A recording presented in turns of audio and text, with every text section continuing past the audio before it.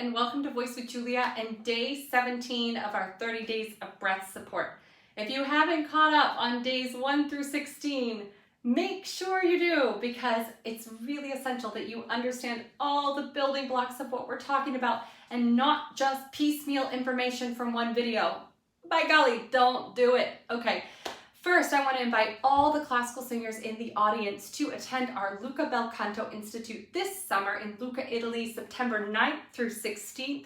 Be sure to apply early as spaces and scholarships are available, but they are limited, and the information is down below, so we hope to see you there. Voice with Julia, change your voice, change your life. Now, today we are going to be talking about the Messa di Voce. Oi, okay, so what is the Messa di Voce and how does that relate to breath? In another series or one of my other videos, you can hear me harp on about registration, but I will quickly just talk about that so that we can understand how it relates to the breath. So essentially, we want to be in a head dominant tone, whether you are a woman or a man singing low, it doesn't matter. There's still this sense of head dominance that will be to a really great operatic sound, okay? It's never pushed and screamed from the chest voice, just never. So when we're practicing this, that is the registration that we are going to be using. Okay, so what is a Messa di Voce? A Messa di Voce, technically speaking, has written in music like this and indicates crescendo-decrescendo, but that is actually not what it is, okay? In vocal technique, a true Messa di Voce is a thickening of the registration and then a thinning out of the registration.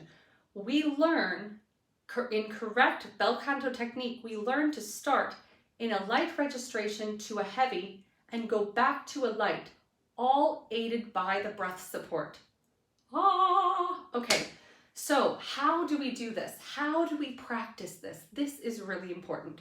Guys, don't take this high. Let's start low and make sure we can really do this, okay? So we're going to be starting in the middle of the voice. Now, what I want you to notice is how tiny of a sound I start with. It's going to be so tiny, okay? The smallest sound I can make, right? Without tension, of course. Now, watch me prepare my appoggio.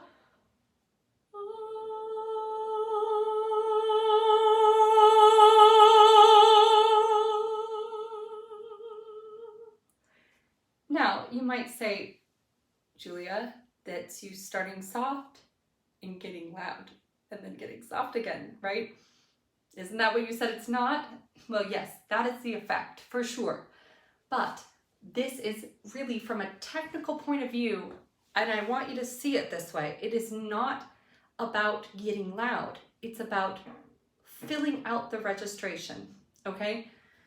And when we do that, we're going to need more support. So when we thicken the registration, we're going to need to come in. When we thin out the registration, we want to come out because we're not going to be sending as much air. So listen again. Now, why is that? Okay, let me just dive into the mechanics really fast. When we have a thicker registration, the chords are thicker and they need more airflow to vibrate correctly. When the chords are thinner, they need less airflow to vibrate correctly. Now, if you've probably heard that piano singing takes more support. More support does not mean in. It means out, okay?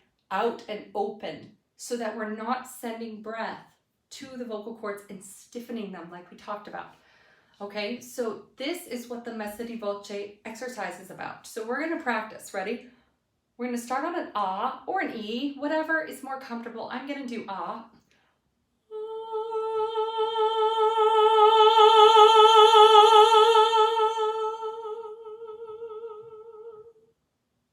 Yeah, good. So you feel that movement. You're not focused on controlling it here. You're only controlling it here, right?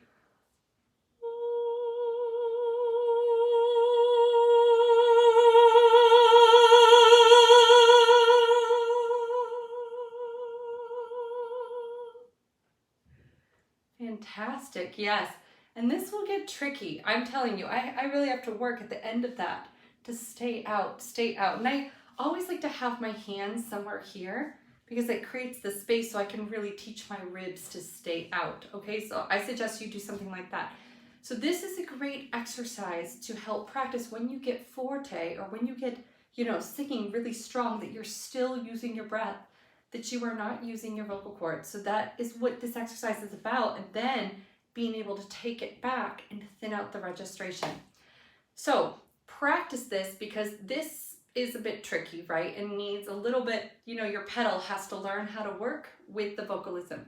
So take your time with this. Don't rush through it and keep it in the middle octave. Don't go into the second passaggio yet. Keep it in a middle, easy range so that you can manage this. And you know that you're entirely doing it with your breath support. All right, and I will see you tomorrow.